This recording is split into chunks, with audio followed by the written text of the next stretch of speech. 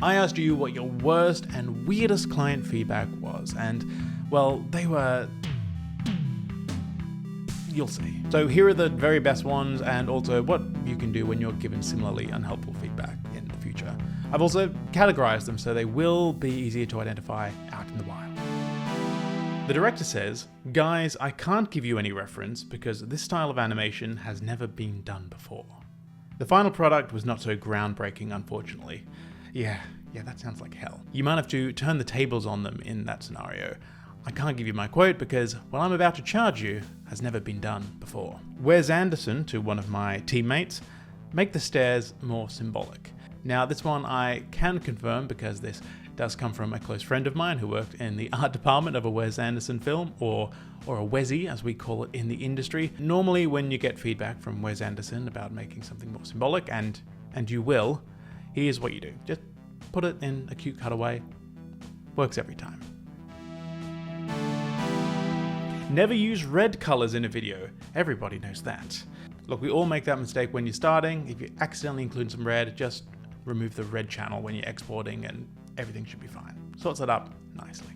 Okay, a colleague of mine was told to change the direction of a 2D bee flying clockwise to anti-clockwise because a bee wouldn't fly like that. Now normally I would think, hey, I'm no bee expert, I'll leave the bee stuff up to the client. But I am a bee expert, so let's pull up some from the archive. Here's a bee I animated on one of my first client projects from like 10 years ago. And it is flying clockwise. You were right, a bee would fly like that.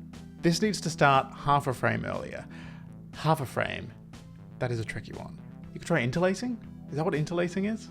Or just mask off the left side of the frame. That'd make them happy. For the ending, can you make the logo spin into frame? If you use PowerPoint, it's easy. Well, there's no reasoning with a client like that.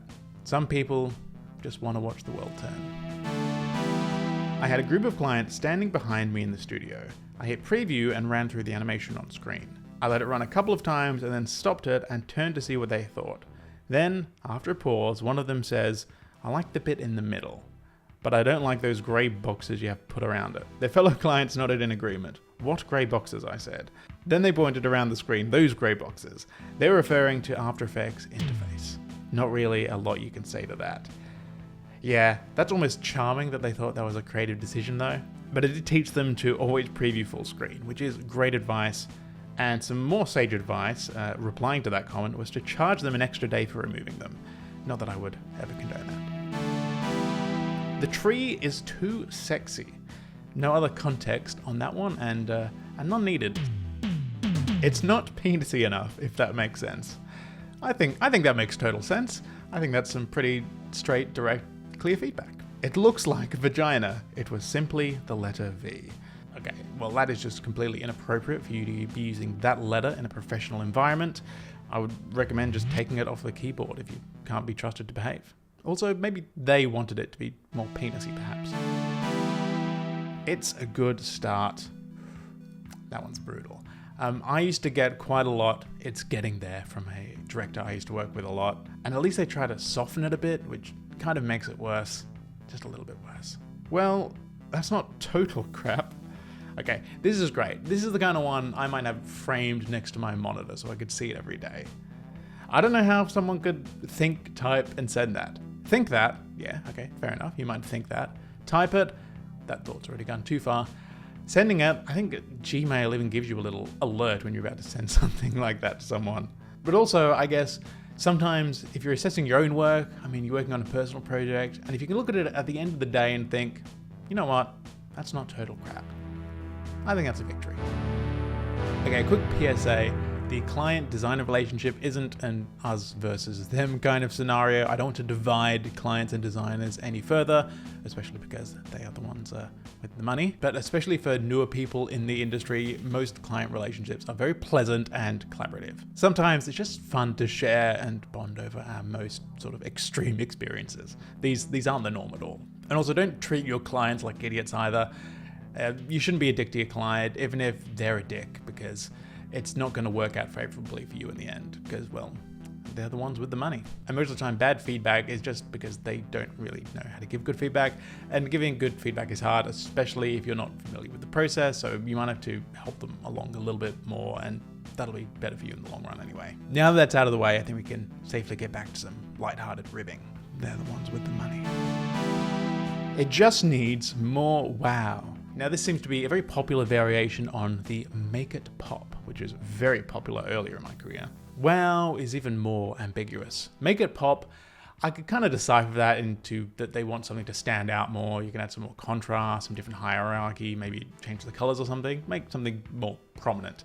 Wow is, I don't know what wow is. We love it.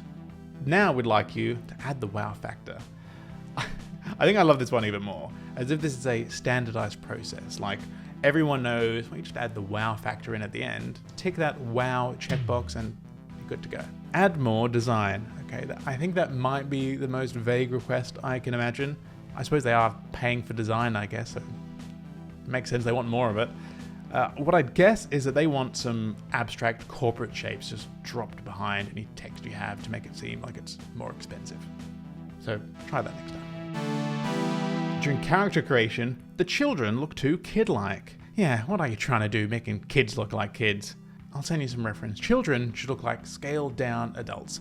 They knew this in the medieval times. They knew this when making Cyberpunk 2027. Use the same models as adults, just scale them down a bit. Can you make everything bigger? Also, we think there is not enough air in the composition. I hate this one. So often I'd get a full page of information to include on a poster, and I'd ask, well, what's the most important information?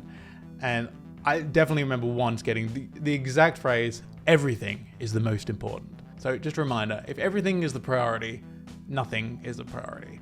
This is why I think hierarchy is the most important principle in design, but it can be tricky to extract that information from the client, because I think they tend to interpret that when you ask them what's the priority, is you asking which stuff isn't important, and they think it is all important, but it has to go in a certain order.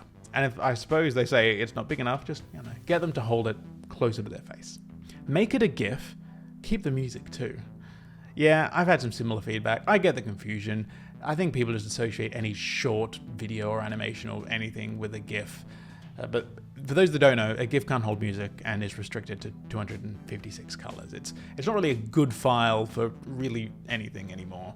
Not as bad as a GIF though. The worst is web banners. I hated working on web banners. Once I had to work on 16 different size variations of this woman on a swing, just thoroughly enjoying almond milk, had to roto out the dress and everything.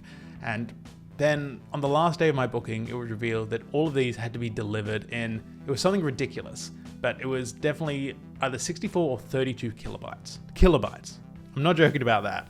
So always get the delivery specs up front. Yeah, to this day, I still recoil when I see that almond milk in the supermarket. Okay, I think there are plenty more examples of terrible feedback out there, ones that are even worse. Certainly enough to make a follow-up to this video.